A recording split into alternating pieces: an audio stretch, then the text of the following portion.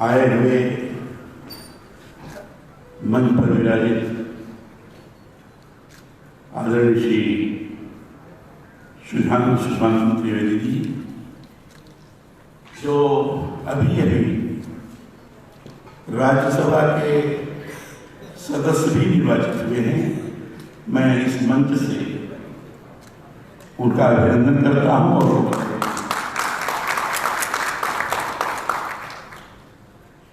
आदरणीय श्री संजय दीक्षित जी,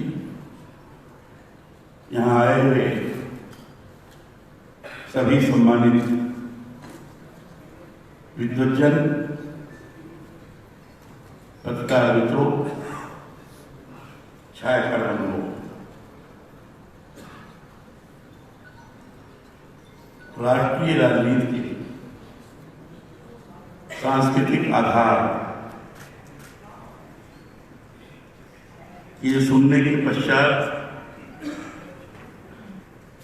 बहुत सारे लोगों को ऐसा भी लगता होगा कि नीति के राष्ट्रीय नीति का सांस्कृतिक आधार यह विषय रखने का औचित्य क्या हो सकता है, और यह विषय वही रह सकता है जिसकी राष्ट्र, देश, समाज, राज्य इसके बारे में अवधारणा स्पष्ट हो, और स्पष्ट अवधारणा के आधार पर वह विचार करके इसको महत्वपूर्ण विषय के रूप में प्रस्तुत कर सकता है।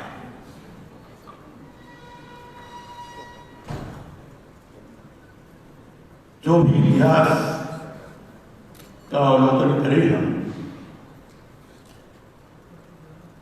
जब सभ्यता का समुचित रूप पर विकास भी था, तब से लेकर आगे जो क्रमिक विकास हुआ है,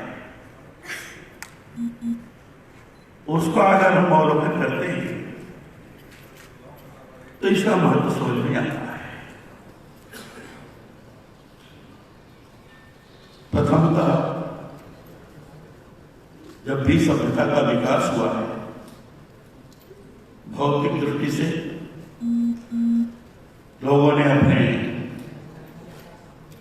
भूख को मिटाने के लिए, शारीरिक क्षुधा को शांत करने के लिए, जो भी जड़ संबंधित विषय वस्तु है जिसके आधार पर हम थोड़ा भी सुख का अनुभव कर सके, उस दृष्टि से लोगों ने कुछ चीजों को खोजना शुरू किया और आगे बढ़ते थे। क्रमशः जब भौतिक सुख की अनुभूति होने लगी और लोगों को लगा कि ये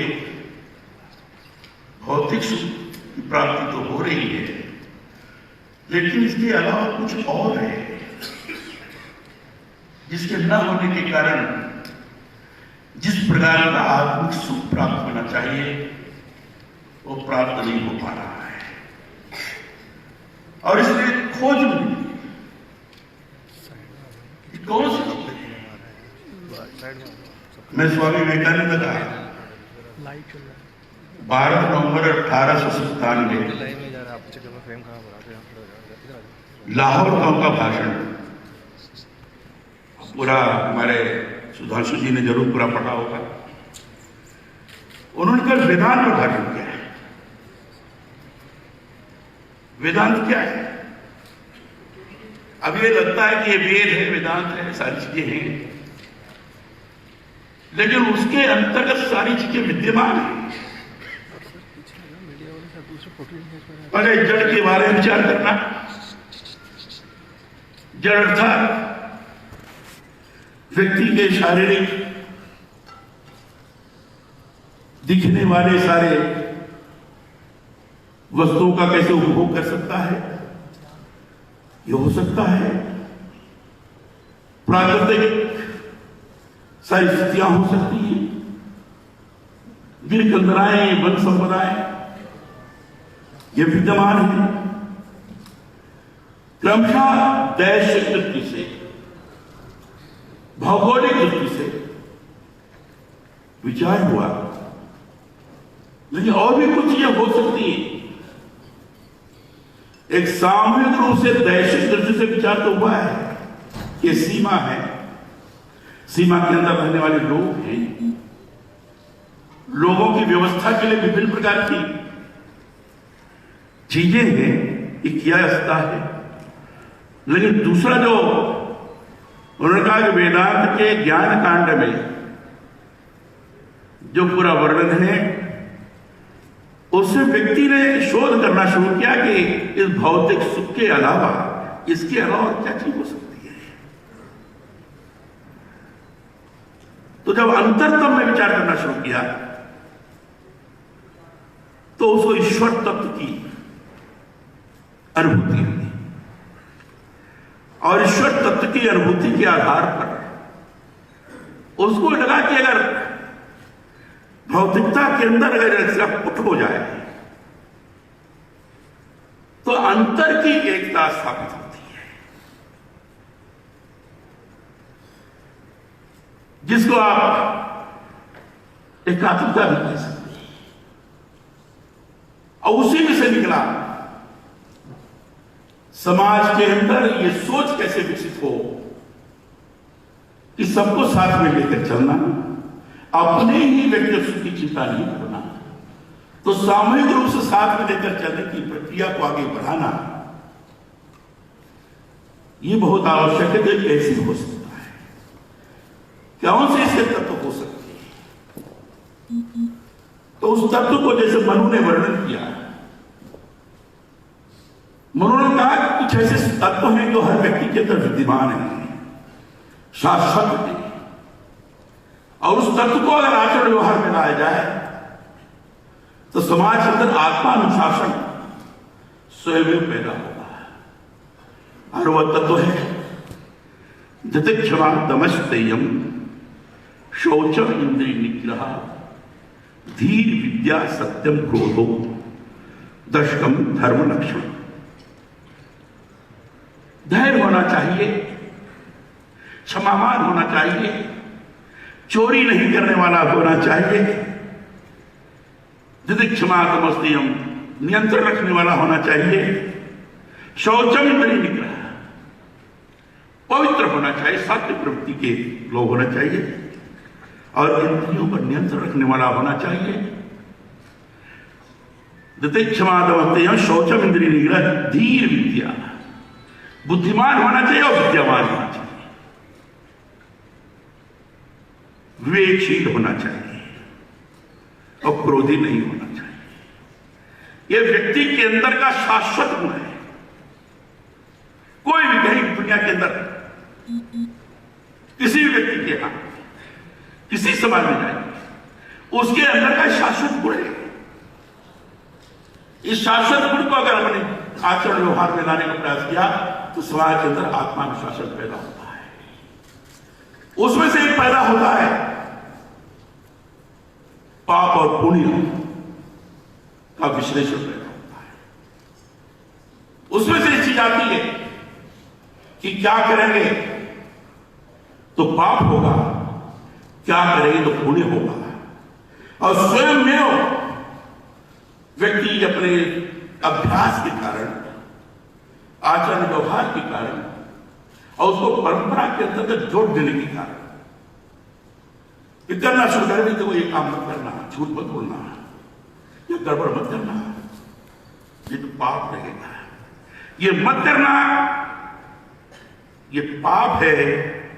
ये आत्मा अनुशासन को प्रस्तुत करता है। इसी को नैतिकता कहा गया, इसी को धर्म कहा गया, और बाद में ऋषियों ने इसको कहा धारणा सधर्म इत्याहु धर्मो धारे प्रजा।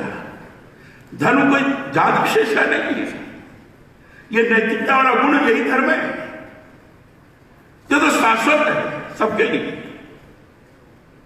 और अगर इसका अनुपालन हुआ तो समाज में नियंत्रण होता है, समाज के अंदर सेल्फ इंपोज डिसिप्लिन आती है, और सेल्फ इंपोज डिसिप्लिन यही समाज को आगे बढ़ा सकती है। इस बात को हमारे यहां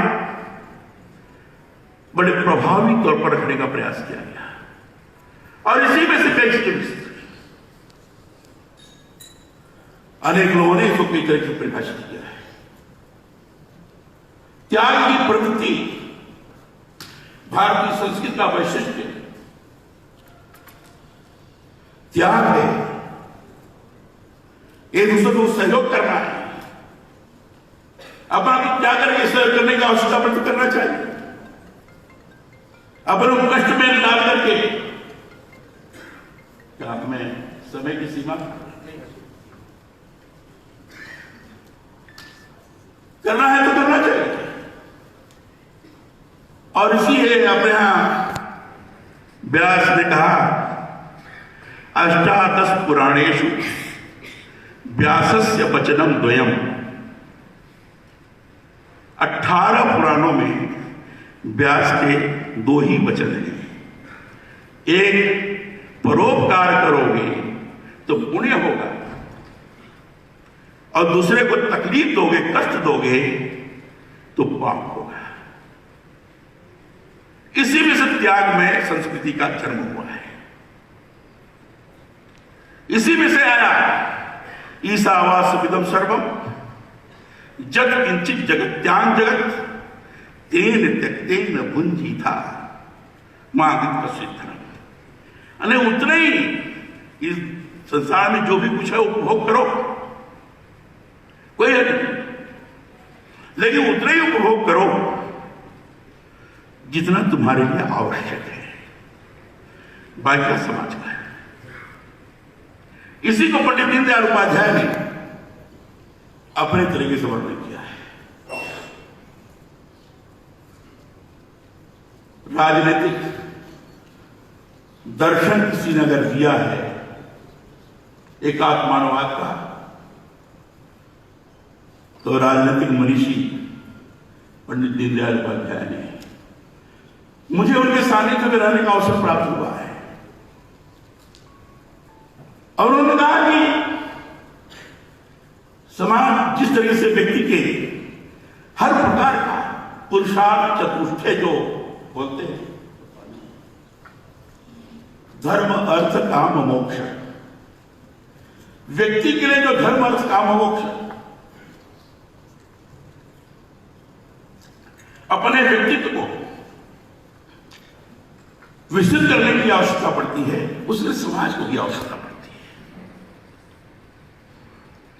अब इसको एकात्मानवाद के दर्शन के आधार पर उन्होंने परिभाषित किया है। व्यक्ति का संबंध परमेष्टि से है, ये बिल्कुल इंटरलिंक्ड है। व्यष्टि माने व्यक्ति, समष्टि माने परिवार है, परिवार से थोड़ा ऊपर है, और उसके बाद पूरा समाज, विश्व समाज जिसको आप कह सकते हैं। सृष्टि कहा, व्यष्टि, समष्टि, सृष्टि, उसमें सृजन भी होता है, लोग बढ़ते हैं, लेकिन सामूहिकता है, उससे हमारा तार जुड़ा हुआ है। व्यक्ति का सार सृष्टि से जुड़ा हुआ है, और अंत में आता है परमेष्टि, जिसको आप परमात्मा कहते हैं। ये सारे तार जुड़े हुए, ये भारतीय संस्कृति का वैशिष्ट्य है, और भारतीय संस्कृति के वैशिष्ट्य के आधार पर ये महसूस करते हैं कि हम सब लोग आपस में जुड़े हुए हैं, और सब हम आपस में जुड़े हुए हैं, तो हमारा एक मानवीयता का, इंसानियत का एक सहज रूप से स्वभाव है, और इंसानियत का जब सहज रूप से स्वभाव है, तो परस्पर एक दूसरे को सक्षम बनाने का प्रयत्न, पॉजिटिविटी को लगातार लोगों के मन के अंदर डालने का प्रयास हमारी तरफ से होना चाहिए। और उसने जब राष्ट्रीय स्तर पर आर्थिक नीति के बारे में विचार करना शुरू किया, उन्होंने इन सारी बातों को ध्यान में रखकर किया। भारतीय अर्थव्यवस्था के अंतर्गत ये बात है, और उन्होंने कहा कि उत्पादन में बढ़ोतरी, खूब पैदा करो, खेती भी करो, अन्नोत्पादन हो, इंडस्ट्री के आधार पर पक्का माल तैयार करो, उत्पादन में बढ़ोतरी। लेकिन जो उत्पादित माल है उसका जो उपभोग है वो नियंत्रित रखो, कम से कम उपभोग करो जितना आवश्यक है। जिसे मैंने कहा ईसावास्मिदम सर्वम यत्किंचित् जगत् त्याज्य जगत् तेन तक्केन भूतिता, माने त्यागमय प्रवृत्ति से, अर्थात उतने ही हम उपभोग करेंगे जितना हमारे लिए आवश्यक है। तो उनका उत्पादन में बढ़ोतरी, उपभोग पर संयम और वितरण में समानता, जिसको सोशलिज्म आप कहते हैं, वितरण में समानता। वो सारी चीजें जो वितरित हो समान रूप से वितरित हो। कैसे समान रूप से वितरित होगा? संवेदनशीलता होनी चाहिए। वो संवेदनशीलता कैसे आएगी? ये एकात्मता का भाव होना चाहिए, माने हम आप जुड़े हुए एक दूसरे से लगे हुए, ये एकात्म भाव कहलाता है। इंटीग्रेशन और यूनिटी, इसमें यही अंतर है।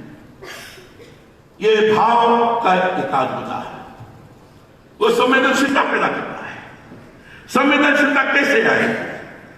तब उन्होंने कहा कि समाज को, पूरे देश को एक शरीर के रूप में मानो। एक शरीर के रूप में मानोगे तो ये नहीं भाव पैदा होगा कि जो दलित हैं, वंचित हैं, ये अछूत हैं, ये नहीं मानोगे आप। कहा गया ना कि जो वर्णन है कि पुरुष सूक्त में है, मुख को ब्राह्मण का, बाहु को क्षत्रिय का, पैर को वैश्य का और पैर को शूद्र का। ये नाम जरूर, लेकिन ये सब इतना जुड़े हुए हैं कि अगर पैर के तलवे में कांटा चुभ जाता है तो रिफ्लेक्स एक्शन होता है। ये कोई पूछने नहीं जाता कि कांटा चुभा है तो पैर के तलवे में से कांटा हमें निकालना चाहिए, ये कोई निर्देश नहीं देता है, तुरंत रिफ्लेक्स एक्शन होता है। और आदमी तुरंत बैठ जाता है, पैर के तलवे को हाथ में लेता है, कांटा तुरंत निकाल देता है। और जब कांटा निकलता है तो उसमें खून निकलता है। खून निकलता है तो कई बार गांव में हम लोगों ने भी किया, इसे मैं बता रहा हूं, कई बार गांव में निकलते हुए खून को लोग चाट लेते हैं। जब कोई कहता है भाई ये तो पैर है, पता नहीं कहां चल के आया है, तुम उसके खून को, तो आदमी कहता है खून तो अपना है, खून तो अपना है, ये कोई सूत्र नहीं है, खून अपना है।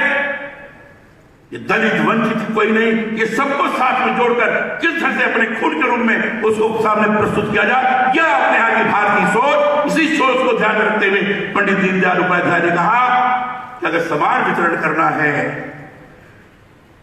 तो जैसे प्राणायाम के जरिए से आप अपने शरीर को सुदृढ़ रखते, रक्त का संचार ठीक से हो पूरे शरीर में, तब शरीर पुष्ट होगा। इसलिए प्राणायाम करते हैं, इसलिए बाबा रामदेव अनुलोम विलोम की बात करते हैं।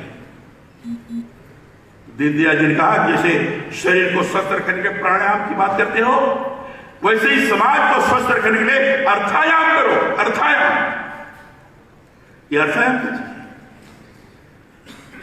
मन के अंदर की संवेदनशीलता और ये भाव कि पूरा समाज अपना है, अपने शरीर को रूप में,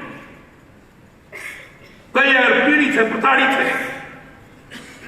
आर्थिक दृष्टि से विपन्न है, कोई डिसेबल्ड है, उसको ठीक करने की जिम्मेदारी हमारी है। जब तक पूरी शरीर नहीं ठीक रहेगी तब तक उसको स्वस्थ से भी हम नहीं कर सकते। अगर एक हाथ गड़बड़ है तो हम कहेंगे रूड़ा है, पैर गड़बड़ है तो कहेंगे लंगड़ा है, आंख गड़बड़ है तो कहेंगे अंधा है, जीभ गड़बड़ है तो कहेंगे गूंगा है। कोई ये नहीं कहे कि आदमी है। जब सारे स्वस्थ रहते हैं तब कहते हैं आदमी आ रहा है। एक आदमी की पहचान पूरा शरीर स्वस्थ रहे, ये कैसे हो सकता है? इसके लिए सारी व्यवस्था है। और उसमें से अर्थायाम की जो व्यवस्था दीनदयाल जी ने की, इसी प्रकार के संवेदनशील सोच के आधार पर उन्होंने कहा कि समान रूप से वितरण होना चाहिए और उस प्रकार की नीति बननी चाहिए। इसका आधार तो सांस्कृतिक है। पंडित दीनदयाल जी की सोच का आधार सांस्कृतिक है। मैं कई बार उनसे साथ गया तो एक बार उनके सामान्य जो मीटिंग्स हुआ करती थी तो उसमें एक आध बार बोले थे। बाद में पूछा इसका क्या मतलब है? उन्होंने एक शब्द कहा, संस्कृति क्या है? तो उन्होंने एक वाक्य में कहा, परस्परावलंबन ही भारतीय संस्कृति है। अब परस्परावलंबन म्यूचुअल जो आपस का सहयोग का भाव होता है वो भारतीय संस्कृति। हम कहेंगे कैसे? क्या सब एक दूसरे के ऊपर आधारित है। प्रकृति है,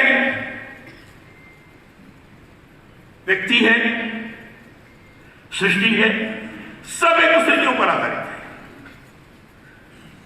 चाहे जड़ हो चाहे चेतन हो। जड़ चेतन सभी एक दूसरे के जीवन को चलाने में सक्षम हैं। अगर जड़ को, प्रकृति को आप ठीक से नहीं रखेंगे, संतुलन बिगड़ जाएगा, पर्यावरण खराब हो जाएगा, प्रदूषण बढ़ जाएगा, ऑक्सीजन खत्म हो जाएगा, CO2 आगे बढ़ जाएगा, व्यक्ति का जीवन समाप्त हो जाएगा। इसलिए प्रकृति और चैतन्य में दोनों का सामंजस्य जरूरी है। दोनों को सामंजस्य जरूरी है, तो उसका सामंजस्य बैठाने के लिए एक दूसरे का सम्मान करना पड़ेगा।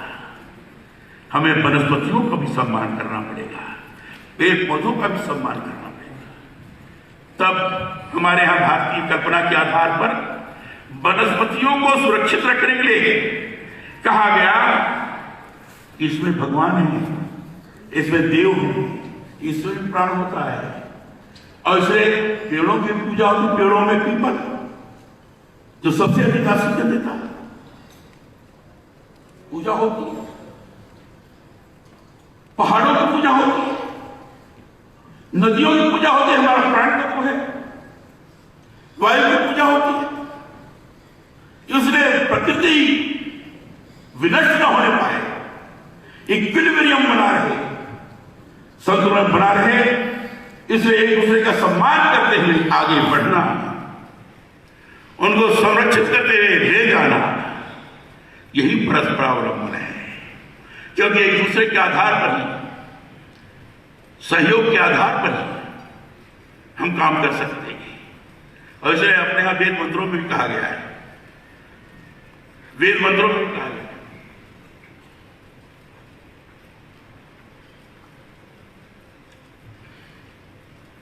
वयम पर ज्यादा जोर दिया गया है, अहम पर नहीं। हम एक साधारण मंत्र हम लोग करते हैं,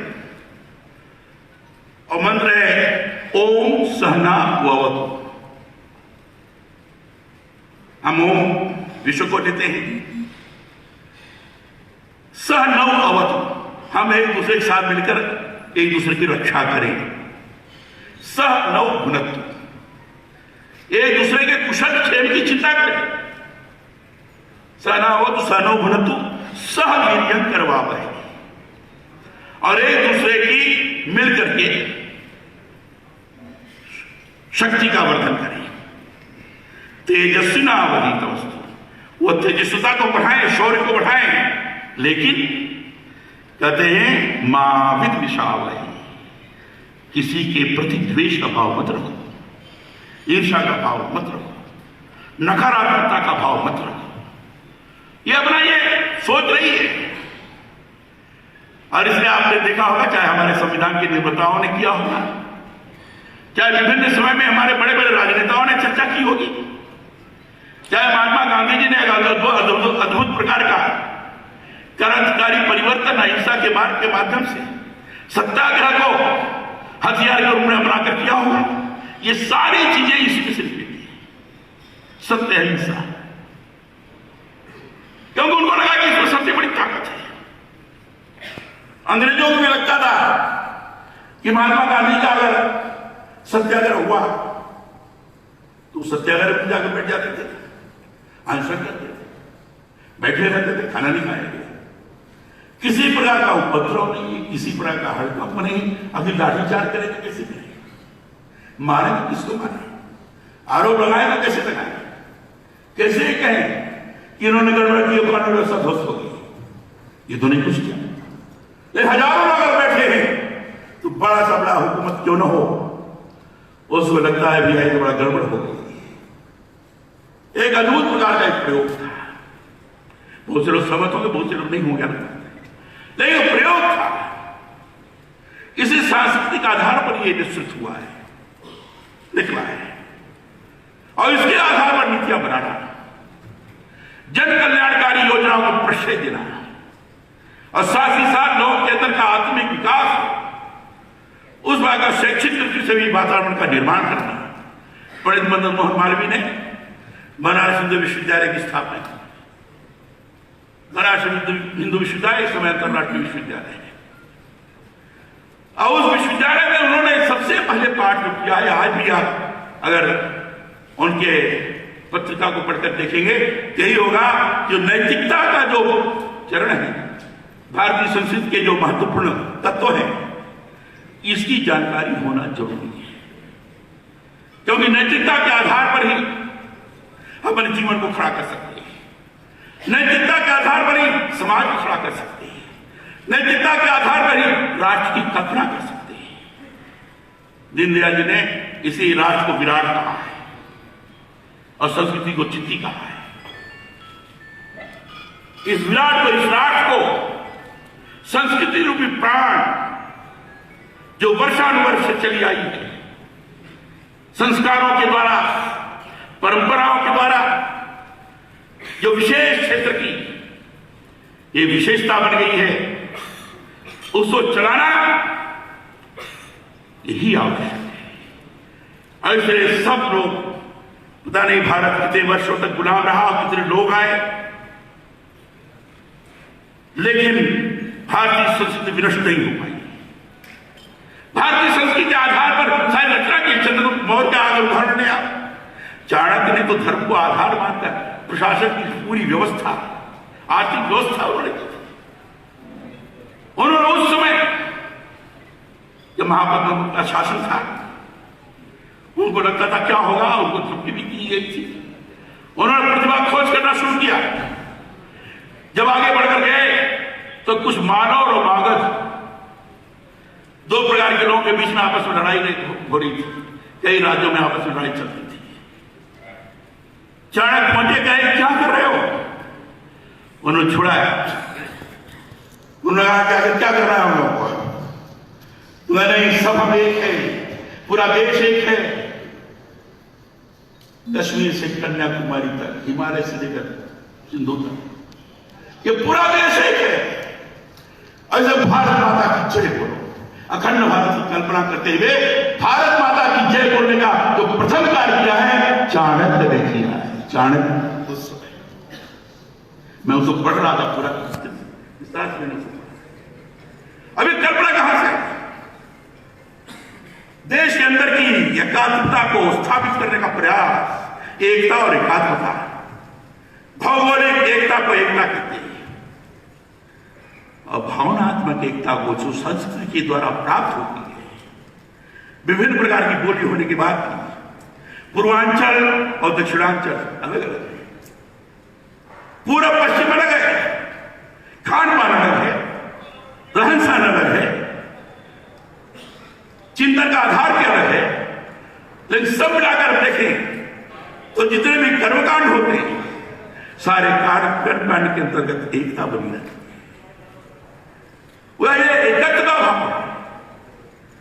हमारे यहां कहते हैं परशुराम, वह वो अरुणाचल में उनका कुंड है, जगद्गुरु शंकराचार्य पैदा हुए कारणी में, केरला में, और हिमालय से लेकर कन्याकुमारी तक, पूर्व से लेकर पश्चिम तक सांस्कृतिक स्थलों का निर्माण किया उन्होंने। कम अवसर की मृत्यु हो गई, लेकिन यौगिक आधार पर अपने को उस तरह से प्रस्तुत करते हुए दुनिया के सामने ये दिखाने का प्रयास किया कि नहीं, हम सक्षम हैं, हमारे अंदर अनंत शक्ति है। उस अनंत शक्ति को जागृत करने की आवश्यकता है। वह अनंत शक्ति यौगिक क्रियाओं के द्वारा जागृत हो सकती है। यह उन्होंने दर्शाने का प्रयास किया। आपने आचार्य चतुर्सेन शास्त्री का शायद पढ़ा होगा, हमारे मित्रों ने, वयम रक्षामा।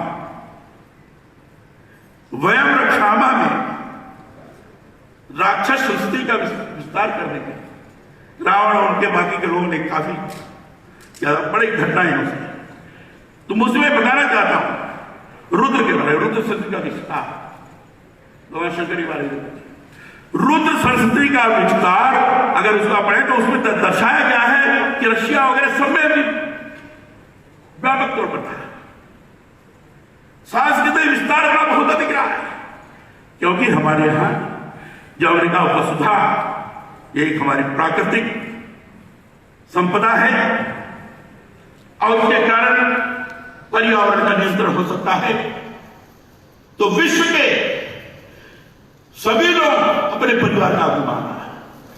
वसुधैव कुटुंबकम, ये भाव इससे पैदा हुआ है। वसुधा ये हमारा है, यह राष्ट्रीय सोच, सांस्कृतिक सोच, उसके आधार पर बनी हुई नीतियां, उन नीतियों के परिणाम स्वरूप हम दूसरे को ऊपर आक्रामक के रूप में नहीं जाएंगे। हमारे ऊपर आक्रमण करेगा कोई तो उसको बर्दाश्त नहीं करेंगे, क्योंकि शास्त्र ये शस्त्र भी है हमारे पास, हम उसको बर्दाश्त नहीं करेंगे, लेकिन हम दूसरे पर आक्रमण नहीं करेंगे।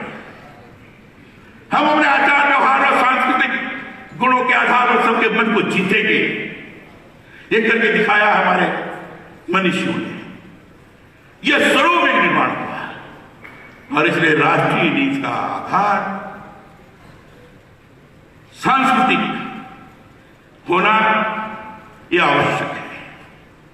यह विषय स्वयं में बड़ा विस्तृत है, कहीं से भी आप उदाहरण के रूप में पेश करते, चाहे कोई भी साहित्य पढ़ लीजिए आप,